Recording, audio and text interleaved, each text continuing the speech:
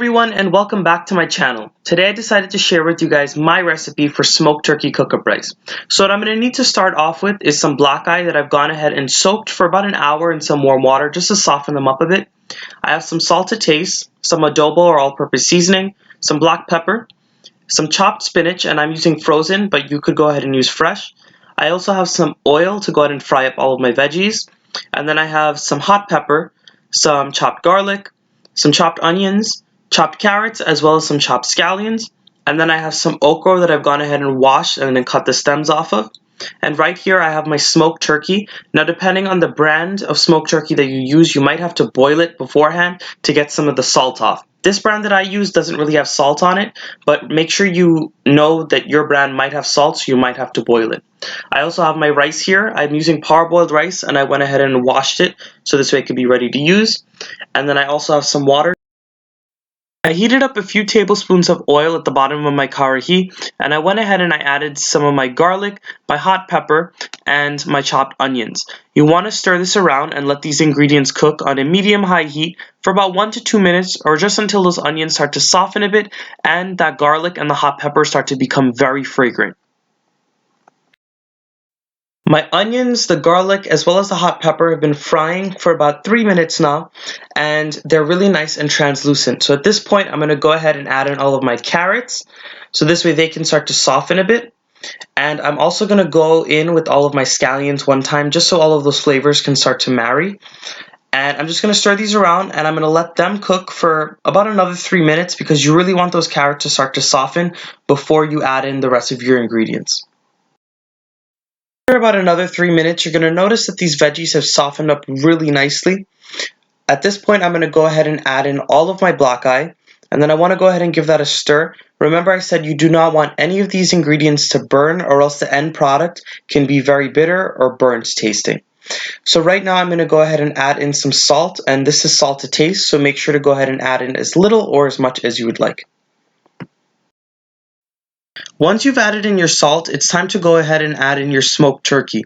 Now, depending on the brand of turkey that you get, the pieces might be in chunks or they might come big like this. Now, I could not chop through these pieces because, as you guys know, the bone in the turkey is very hard, so it's very hard to chop. So I just went ahead and I put them in whole like this.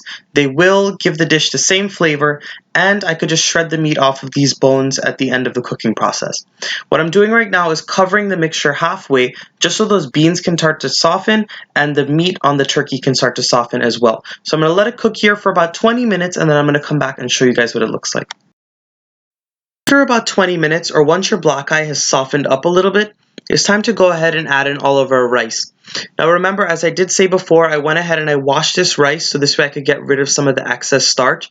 Parboiled rice tends to have a lot of starch on it, so I want to get rid of some of it. And I really only recommend using the parboiled rice for this dish because I feel like it holds up well to the cooking process. I find that if I use softer rices such as jasmine rice or any other type of rice that you might have on hand, they tend to break down very easily and they soften too fast in the cooking process. And then the end product tends to be very mushy. So I prefer to use the parboiled rice for that reason. I'm going in with my black pepper now, and I'm also going to go ahead and add in some adobo or all-purpose seasoning.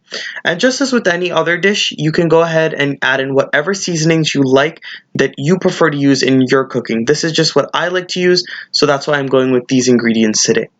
You also want to go ahead and cover this mixture with water to go ahead and cook the rice properly.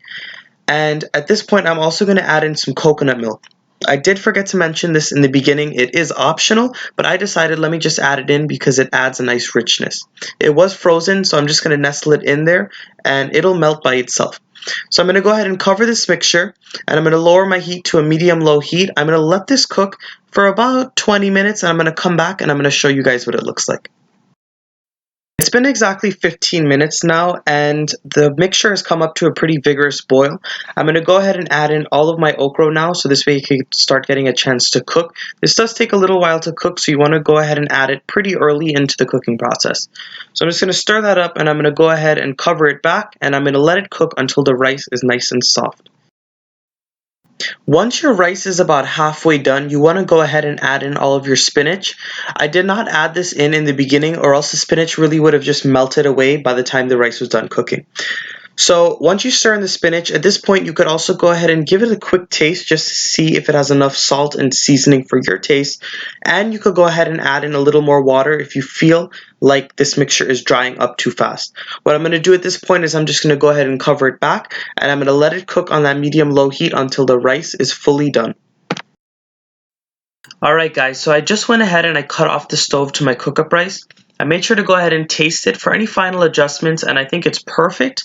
You want to make sure that you do not overcook the rice, because the last thing you want is a mushy cook-up rice. And I like my cook-up rice pretty wet, so that's why I added in so much water. But if you like a drier cook-up rice, just make sure to go ahead and add a little less water in the beginning of the cooking process. So I really hope you guys enjoyed this video. Please go ahead and give it a thumbs up. Please go ahead and subscribe to my channel if you have not done so yet. And don't forget to comment down below on what you guys would like to see next. Or if you made this dish, tell me what you guys think about it. Once again, thanks for watching, and I'll see you guys again with another one of my videos.